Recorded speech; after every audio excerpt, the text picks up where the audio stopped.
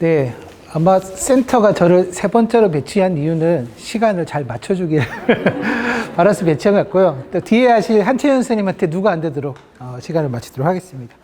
사실 한국에서 가장 분통이 터지면서도 답이 없어 보이는 게 정치고, 사실 오늘 제가 드릴 얘기도 뭔가 시원한 사이다 한 번 기대하셨겠지만 별로 그런 게 없습니다. 더 답답해질 수도 있는데요. 사실 오늘 제가 사전 질문을 좀 봤는데 아마 그런 걸 원하셨던 것 같아요. 어떻게 하면 좀 이런 것들을 바로잡을 수 있을지, 어떻게 하면 내가 좀 싫어하는 저 정치인을 좀 드러내서 딴 데로 딱 치워버리면 좋을지. 그런데 안타깝게도 그럴 방법은 없고요.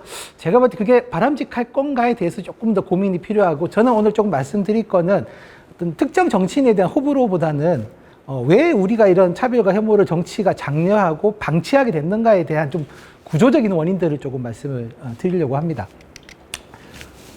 뭐 아까 민경배 교수님도 말씀하셨지만 역대급 뭐 대선이라고 얘기했지만 저희가 계속 망각의 동물이기 때문에 5년 전, 10년 전으로 기억을 되돌려 보시면 뭐 별로 안 그랬던 대선은 사실은 별로 없었을 거고요.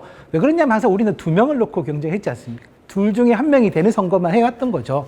뭐 이번에도 뭐 이런 혐오 발언이 난무하는 여야 공방장에 또 난데없이 이 얘기는 왜 대선에 나와야 되는지 알 수 없는 이런 얘기도 나왔었고, 지금 또 당선자죠. 네. 어쨌든 기술이 뭐 기술로 먹고 살지 손발로 노동해서 되는 게 하나도 없다. 제가 사는 곳은 농촌이라서 손발을 주로 써야지만 먹고 살 수 있는 곳인데, 그럼 도대체 이건 우리는 그러면 뭐 아프리카나 하는 것? 그럼 우리는 한국 내 아프리카인가?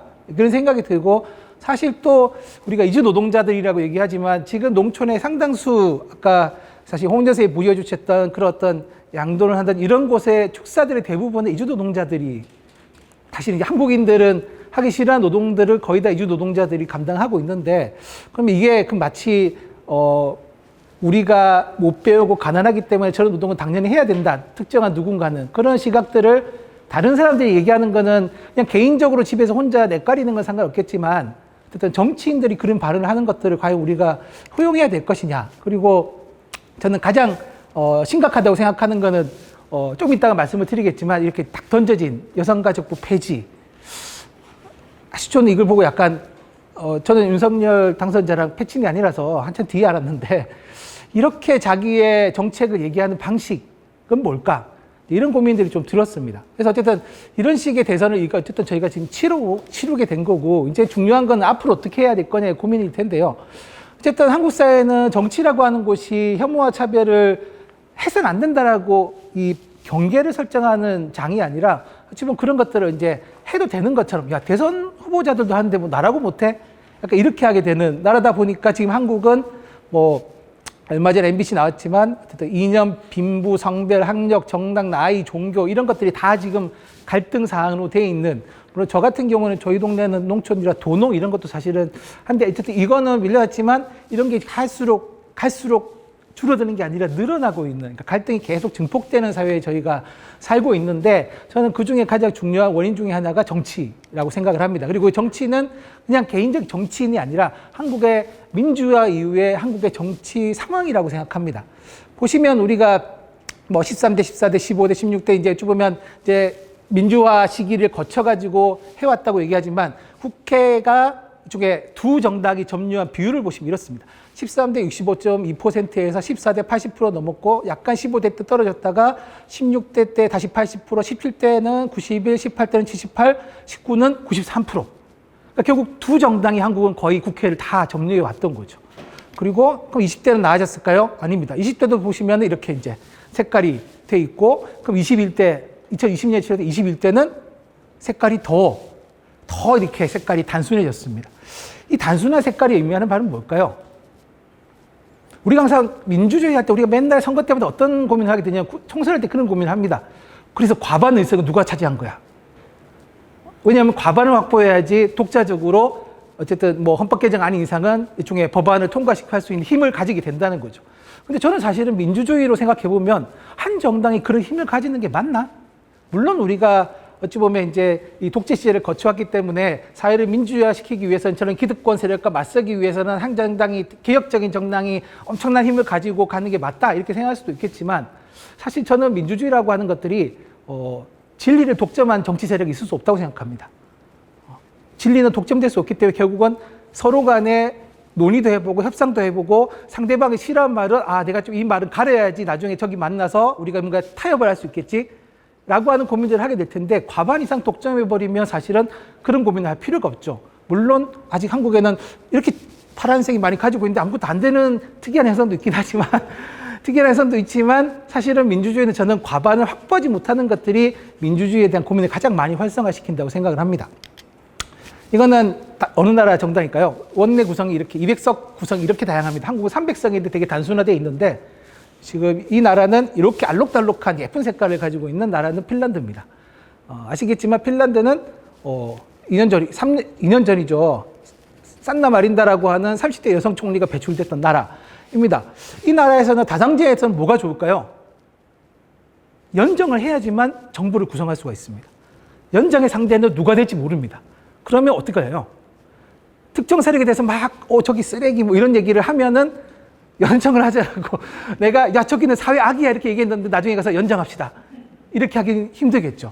그럼 기본적으로 상대방이 가지고 있는 정책과 그 정책을 같이 하기 위해서 우리가 뭘 가려야 되고 최소한 어느 선에서 우리가 타협 지점을 찾아야 될 거라고 하는 생각을 하게 될 텐데 한국 정치는 그럴 필요가 없습니다. 어차피 두 정당이 절대적인 다수를 압도하기 때문에 그냥 자기들 속에서의 과반만 중요하니까 그 과반을 차지하기 위해서 더욱더 자극적인 발언들, 우리 편을 더 결집시킬 수 있는 내용들, 상대방이 가장 싫어할 수 있는 이런 얘기들만 정치에서 하면 우리 편을 결집시킬 수 있다고 생각하게 됩니다. 근데 다당제에서는 사실은 누가 우리의 연정 파트너가 될지 모르기 때문에 그런 것들에 대해 스스로 억제하고 또 정치에서 기본적으로 저희는 타협한 데는 되게 나쁜 거라고 생각하지만 저는 정치에서 타협은 필수적인 거라고 생각합니다.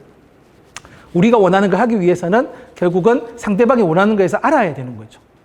그걸 알지 못한 상태에서 그냥 우리가 보통 하는 자 알았어 우리가 자리 하나 해줄 테니까 들어와 라고 하는 이야기들을 할 수 없는 구조를 만드는 게 저는 구조적으로 다당제가 가지고 있는 힘인데 우리는 그 힘이 지금 너무 오랜 시간 동안 빠져 있었다. 그냥 계속 두 당이 해왔던 기록을 가지고 있습니다. 그러다 보니까 사실 이번 대선도 보면 결국 뭐냐면 내가 이 후보가 너무 좋아 혹은 이 후보가 내 발언을 가장 잘 대변해 주는 것 같아가 아니라 그냥 정권 교체해야 되는 것 같아.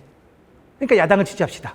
우리는 재창출해야 되니까 여당 후보가 돼야 돼. 라고 하는 논의들로 주로 그러니까 꼭 누군가를 반대하는 것들은 꼭 특정한 누군가에 대한 지지로 왜 두 명밖에 없으니까.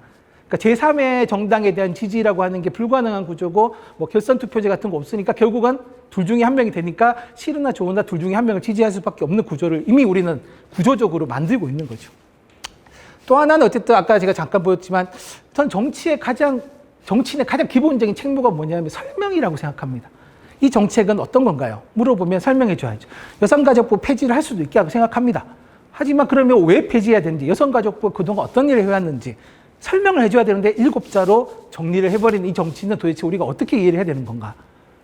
사실 저는 어찌 보면 이런 현상들은 민주주의에 가장 역행하는 거라고 생각합니다. 저는 민주주의는 더 많이 말해줘야 되고 더 많은 말을 통해서 사실은 그 말들에 대한 책임을 져야 되는데 우리는 책임지지 않는 나중에 문제 제기하면 그땐 잘 몰랐어요. 쏘리 미안해 이렇게 하고 넘어버리는 정치를 계속 우리가 있고 사실 이런 말들은 결국 뭐냐 하면 아까 앞에 정승현이 말씀하셨지만 결국 뭐냐면 약간 이게 유튜브처럼 이렇게 자극적인 어떤 발언들을 통해 가지고 자기 편을 결집시키려고 하는 의사들이 좀 보이는 거죠.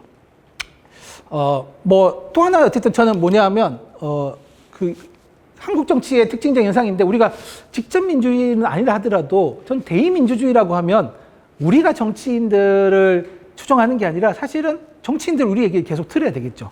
그러니까 저도 문재인 대통령 인간적으로 싫어하지 않지만 하고 싶은 거 다 하라고 얘기하고 싶지 않습니다. 왜냐하면 우리가 하고 싶은 거를 뭐 하는지를 듣고 난 뒤에 그걸 하기 위해서 노력해야 하는 게 좋은 정치인이지 품성이 좋은 정치인이면 저는 그냥 이렇게 품성 예전에 효자 이런 거 해가지고 그냥 도덕성이 좋은 사람 뽑아서 정치를 맡기면 되지 우리가 굳이 왜 선거라고 한 과정을 통해서 해야 될지 사실 잘 모르겠는 거죠. 사실 또 이런 거에 저는 약간 또 부가된 현상이 지금 열심히 핫하기지고는 저 이준석 국민의힘 당대표는 예전에 맥심이라고 남성 잡지의 모델도 하셨는데 그러니까 어쨌든 결국 자기가 뭔가 미디어의 중심이 되려고 하면 사실 정치의 기본은 현장에 가서 지금 정치적 목소리가 필요한 사람들 얘기를 듣고 그거를 정치의 의제로 만들어준 게 민주주의 기본 원칙인데 사실 지금 나만 바라봐야 정치를 하고 있는.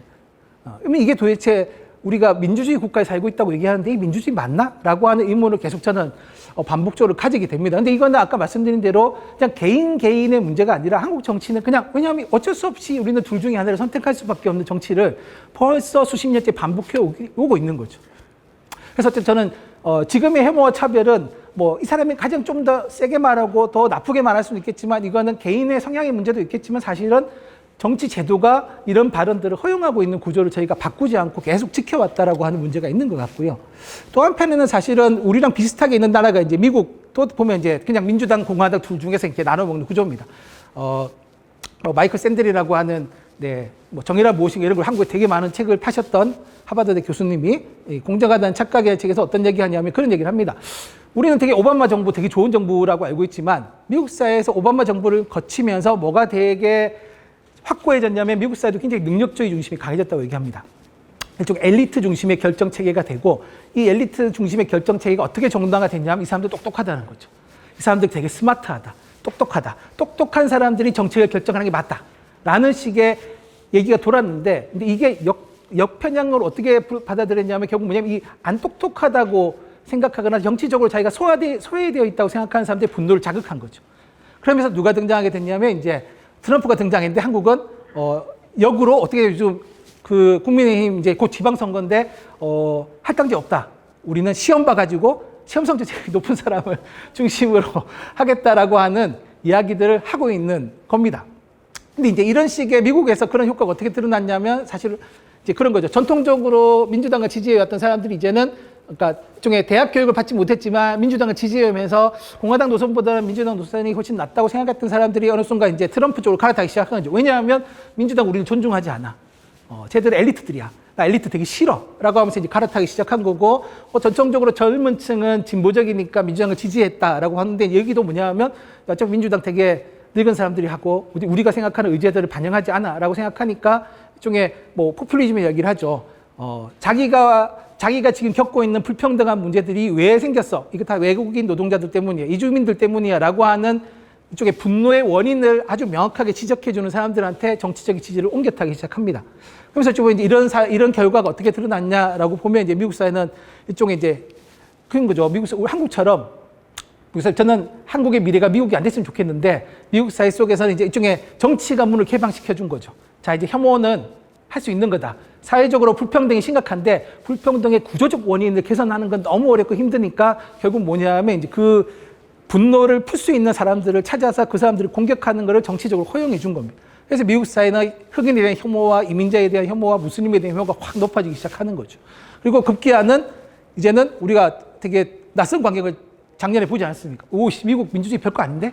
뭐 전 세계 민주주의의 수호자처럼 얘기하더니 미국 대선에 불복해서 의회로 쳐들어가는 이제 또 초유의 상황을 저희가 목격하게 된 거죠. 근데 이게 저는 우연적이고 특별한 현상이라기보다는 그러니까 어쨌든 정치라고 하는 것이 사람들한테 어떤 의식을 계속 주냐면 본인들이 가지고 있는 사회 구조적인 어떤 차별을 당한 사람들이 그 차별의 원인을 개선하는 게 아니라 그 차별의 원인을 자기보다 더 약한 사람을 찾아서 공격하는 것들을 풀게 되는 사회로 저는 이행하고 있다고 생각이 듭니다.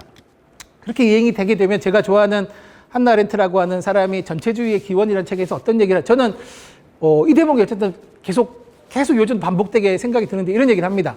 정당들은 점점 더 심리적이고 이데올로적인 선정을 하게 되었고 정치적인 관점에서 점점 더 변명을 늘었고 과거지향적으로 변했다. 더구나 정당들은 어느 정당도 자신들의 이해관계를 신경 쓰지 않는다고 느끼면서 정치에 아무런 관심도 갖지 않게 된 중립적인 지지자들을 눈 깜짝할 새에 놓쳐버렸다. 그래서 유럽의 정당 제도가 붕괴했음을 알리는 첫 신호는 오랜 당원들의 탈당이 아니라 청년들을 새로운 당원으로 모집하지 못한 것과 조직되지 않은 대중의 암묵적인 동의와 지지를 잃어버린 것이다. 이 조직되지 않은 대중은 갑자기 무관심해졌고 폭력적인 반대의 목소리를 새로 낼 수 있는 곳이라면 어디든 달려갔다. 이게 이제 그 전체주의가 등장하게 유럽 사회를 바라보면서 아렌트가 하는 평가입니다. 그러니까 이런 사회적 분위기가 결국은 뭐냐면 전체주의 세력의 정치 세력의 전체주의 운동의 등장과 전체주의 정치 세력의 등장을 허용했다라고 보는 겁니다. 뭐 우리가 생각하는 뭐 히틀러와 무솔리니가 잘해가지고 물론 리더십이 있었겠지만 잘해가지고 된 게 아니라 이 사회 자체가 그런 것들을 문을 열어줬다는 거죠. 지금의 한국 사회 보면 조금 다른 경향도 있습니다. 하지만 저는 어쨌든 이 전체적인 흐름은 결국은 한국 사회도 되게 좀 위험한 뭔가 형태로 가고 있지 않은가라는 생각이 들고요. 그러면 지금 그런 거죠. 그러면 우리가 이런 정치에서의 혐오와 차별을 막기 위해서는 뭐에 좀 더 집중을 하면 좋을까? 네, 갑자기 PPT가 되게 허접해졌죠. 네. 네. 저의 능력이 이 정도라서 그렇습니다. 사진을 빼버리는 순간 이렇게 이제 바뀌는데요. 네. 세 가지 정도의 변화가 필요하다고 생각을 합니다. 크게. 어쨌든 저는 정치에서 더 이상 혐오와 차별을 막고 싶으면 내가 싫어하는 정치인을 이렇게 빼가지고 딴 데 딱 쳐박아 버리면 좋겠지만 그 방식은 또 그 자리는 누군가가 채울 수 있고 아마 더 극단적인 사람이 채울 수도 있을 겁니다. 그러면 우리한테 필요한 방식은 다양하게, 그러니까 다양성을 확보해서 다양성 속에서 스스로 자제하고 협상하도록 만드는 구조를 만드는 게 저는 가장 합리적이라고 생각을 합니다. 우리가 사실 아까 보시면 21대 국회가 그걸 하려고 시도를 했었죠. 준연동형 비례대표제라고 하는 제도를 만들어서 다당제를 만들자라고 했는데 난데없이 위성정당들이 출연해서 도루묵을 만들었습니다. 지금 이제 2024년에 저희 또 총선을 치러야 되는데요. 그럼 또 우리가 또 이 똑같은 방식으로 치르면 제가 볼 때는 아마 또 똑같은 90% 이상이 두 당이 차지하는 결과를 가지고 오게 되면 아마 22대 총선도 제가 볼 때는 아마 더 심한 혐오와 차별들이 나오지 않을까 싶습니다. 그럼 어쨌든 저는 선거 제도를 바꿔야 되는 공직선거법을 개정하는 것도 되게 중요한 문제고 또 하나 저는 뭐냐면 정당들의 수가 너무 어떻게 생각하실지 모르겠지만 정당 수가 너무 적습니다. 특히 한국의 정당은 다 수도권 정당들입니다. 그러니까 그 얘기는 뭐냐 하면 이게 안 넘어갔죠. 네. 지역 정당이 형되지 않습니다. 저는 한국에서 지역 정당이 필요하다고 생각합니다. 제가 사는 동네에서 예전에 한번 선거 때 지역 정당 이름 들고 나갔다가 선관위로부터 벌금을 300만 원씩 받았었습니다. 정당이 아닌 곳이 정당 이름을 썼다는 이유로 벌금을 받았습니다. 근데 어쨌든 저는 이제는 좀 지역 정당을 활성화시켜서 좀 지역도 가보시면 지방에 보시면 정말 거기는 더 무시무시합니다. 뭐 한 명 빼고 다 같은 당 뭐 이런 데 되게 많거든요. 그러면 좀 지역에도 그런 다양성을 확보시키는 게 되게 중요하고 그래야지만 지역 차원에서 인권조례 이런 것들이 만들어질 수 있다고 생각합니다. 그리고 어쨌든 저는 국회법도 좀 바꿔서 국회의원들의 특권을 약화시키고 오히려 저는 뭐 300명이 적정한 수인가 아닌가 이것도 좀 따져봐야 된다고 생각합니다. 더 다양성을 확보하기 위해서는 뭐 정원을 좀 늘릴 수 있다고 생각합니다. 특권을 줄이고. 그래서 어쨌든 그런 방식의 좀 저는 특정 정치인에 대한 호불호보다는 제도를 바꾸려고 하는 노력이 좀 필요하고요. 사실은 아까 보면 미국 사회 이제 능력주의 포퓰리즘 얘기했지만 포퓰리즘의 기본적인 원인은 저는 불평등이라고 생각합니다. 사회 경제적인 불평등을 바꿔야 되는데 모르겠습니다. 이거는 너무 어려운 문제라서 네, 이거를 제가 20분 내에 말할 수 있으면 벌써 뭔가 중요한 일을 하고 있겠죠. 근데 어쨌든 저는 일단은 정경유착의 고리를 끊는 게 되게 중요한데 우리는 이것도 못했습니다. 지금도 보시면 한국은 제가 볼 때 아마 역대 최장수 내각이 출범할 수 있는 가능성을 앞두고 있는데요. 최장수 내각도 문제겠지만 사실 그 사람들의 기존에 살아왔던 내역도 사실 저는 어쨌든 좀 고민이 많이 되는, 그러니까 이게 정경유착의 고리를 끊어야 되는데 한국은 어쩔 수 없는, 어찌 보면 약간 어쩔 수 없는 현실을 계속 이렇게 방치하고 있고 사실은 계속 재벌 중심의 경제 구조로 가는 것들은 결국 이게 서로 간의 연결의 꼬리가 안 끊었다고 생각을 하고요. 그래서 어려운 문제지만 저는 정경유착의 고리를 끊는 것부터 좀 시작을 했으면 좋겠다라는 생각이 있고 마지막으로 정치 문화적인 계획이 좀 필요한데 어쨌든 한국은 저는 선거 보시면은 다 돈 있고 학벌 좋은 사람들만 나오지 않습니까? 저는 약간의 정치적 선택의 기준이 그냥 스카이라고 불리는 새 대학 아닌 사람들 일단 보자 이렇게 너무 다양성이 없는 구성이 되는 거죠. 좀 이렇게 능력주의라고 하는 걸 없애기 위해서는 전 좀 우리가 생각하는 좀 그러니까 네가 잘나서가 아니라 그냥 넌 우연히 중책을 맡게 됐으니까 네가 우연히 된 거니까 좀 다른 사람의 얘기를 잘 들어야 돼. 저는 정치의 기본은 듣는 거기 때문에 좀 얘기를 잘 듣는 사람들이 정치인이 될 수 있는 이런 문을 여는 게 필요하다. 그리고 사실 저는 요즘 보면 뭐 청년 등록 이런 얘기하는데 그게 아니라 어쨌든 지금 피선거권 연령이 18세로 만 18세로 떨어졌습니다. 청소년 때부터 정치 활동을 할 수 있도록 저는 보장해 주는 게 되게 중요하다고 생각합니다. 그래야지만 저희한테도 20대, 30대 정치인들 중에서 정치적인 기술을 가지고 있고 정치적으로 이렇게 경험을 가진 사람들이 될 수 있는 거죠. 그래서 그렇게 해서 저는 좀 청소년들부터 자신들의 목소리를 내고 자기의 권리를 찾고 할 수 있는 문화를 만드는 게 되게 중요하다. 그리고 아까 처음에 홍은전 쌤이 얘기했지만 저도 얼마나 차별을 많이 하는 사람이겠습니까? 남성이고, 네, 뭐 가방끈도 길고 뭐 이런 사람입니다. 그래서 차별금지법을 제정한다고 갑자기 모든 차별이 중단되는 게 아니겠죠. 아까 말씀하신 것처럼 싸우려고 하는 사람들이 계속 싸울 수 있는 저는 세상을 만들어주는 게 필요한데 차별금지법은 일단 가장 기본적인 그 토대를 당신들이 지금 뭘 잘못하고 있는지에 대해서 문제 제기를 할 수 있는 틀을 만들어줘야지만 정치적 다양성이 확보되지 않을까라는 생각이 듭니다. 네, 이상입니다. 고맙습니다.